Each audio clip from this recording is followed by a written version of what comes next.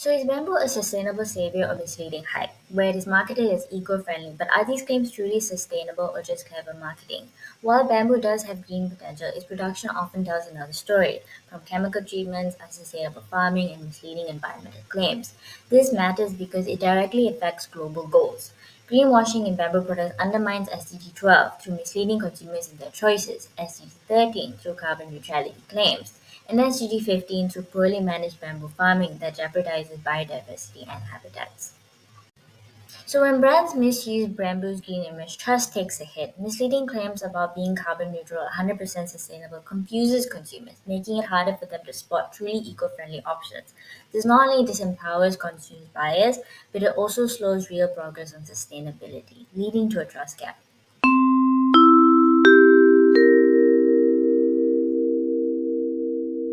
In recent years, companies have adopted green language using terms like eco-friendly and carbon neutral to appeal to environmentally conscious customers. This is especially true in the bamboo industry, where products like cutlery and packaging are marketed as sustainable. These claims are built on four ideas. First, bamboo is said to grow fast, mature quickly, and regrow after harvesting without needing replanting. Second, it needs little to no pesticides or fertilizers. Third, it is biodegradable and compostable. And lastly, it is a great plant for carbon sequestration, helping offset emissions. These claims paint a picture of bamboo as a miracle material for sustainability. Here's what the evidence tells us. Bamboo grows fast, up to 91 centimeter a day, and regrows without replanting, helping protect the soil. It's also naturally pest resistant and outcompetes weeds, so it needs fewer chemicals. In raw form, it's biodegradable and breaks down safely under the right conditions. And it captures significant carbon, up to 12 tons per hectare a year, while also storing carbon in its roots. Now, let's look at the underlying argument structure that connects these environmental claims to bamboo products. The reasoning typically goes like this. Bamboo is fast growing, absorbs carbon dioxide, and is biodegradable. Bamboo products are made from bamboo.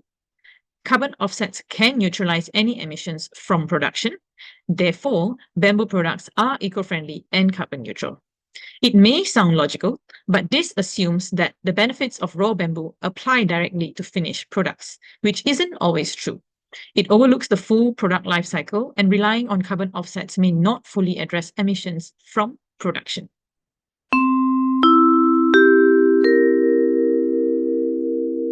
Let's take a closer look at the logic behind of those claims. First, there's appeal to natural fallacy. It is an idea that because bamboo is natural, it must be good for the environment. That sounds convincing, but it actually ignores what happens after harvesting, like industrial processing and chemical treatments. Then we can also see the false cause fallacy. Some companies, they say bamboo is carbon neutral because it absorbs carbon dioxide while growing. But what about the carbon emissions from factories, transports, and packaging? Without a full life cycle assessment, that claims falls flat. There's also cherry picking fallacy, where they only talk about the positives, like low pesticide use, while ignoring the issues like biodiversity loss from the large scale monoculture plantations. And finally, equivocation can be seen when using the term biodegradable loosely. Yes, raw bamboo that breaks down, but when it is treated or mixed with plastic, it doesn't decompose in the real world conditions like the landfills or oceans. Confirmation bias make us believe what we want to believe. If we think bamboo is sustainable, then we tend to ignore anything that says otherwise, even though the evidence is there. Then there's the halo effect. Just because something says 100% bamboo, so we assume the whole product must be green. But we don't always see the energy, chemicals, or water used to make it. And finally, the framing effect. Words like eco-friendly and biodegradable sounds great, but they can be misleading. For example, bamboo fabric, they may only biodegradable in spatial composting conditions, but not in your home bin and definitely not in a landfill. So why don't more people question these bamboo sustainability claims? First, there is lack of regulations. Right now, companies can use vague labels like eco-friendly or carbon neutral without needing to prove much. That opens the door to greenwashing. Then there is information asymmetry, a fancy way of saying the seller knows more than the buyer. We rarely get full transparency about how the bamboo is being processed, what chemicals are used, or how to dispose of it properly. Another big challenge is low scientific literacy. Most of us don't have the background to analyze carbon footprints or life cycle assessment, and that's okay, but it doesn't make us more dependent on marketing claims.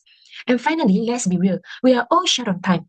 When we are shopping, we often make snap decisions based on the label or packaging without digging deeper. That's why we need to think beyond the label. If we don't question what we are being told, we might end up supporting something that is not as sustainable as it seems.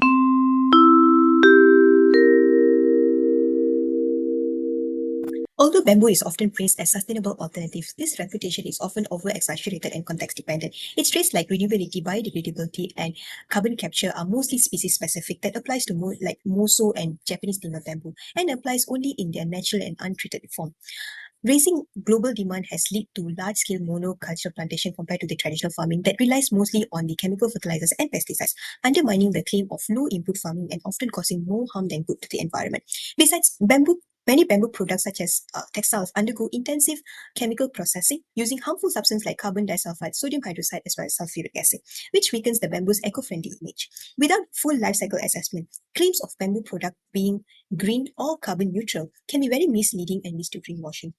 As consumers grow more conscious, such unverified claims can erode their trust and hurt truly sustainable efforts.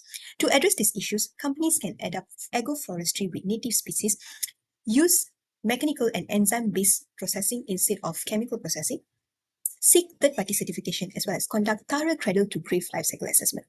In conclusion, our critical thinking journey helps us look beyond the appealing labels of eco-friendly and carbon neutral often used in marketing bamboo products. By questioning assumptions, exposing logical fallacies, and identifying cognitive biases like the halo effect and appeal to nature, we discover that the environmental claims made about bamboo products are not always supported by evidence. This critical lens reveals hidden impacts such as chemical processing, monocultural farming, and the lack of transparency that contribute to greenwashing. So, our key takeaway is not everything labeled greens is truly sustainable. Critical thinking helps us to challenge surface level narratives and demand transparency and also the accountability, so we can make informed, responsible choices that truly support the sustainable development. So sustainable or sustainability is not about the material; it's also about the entire product life cycle. Thank you for listening.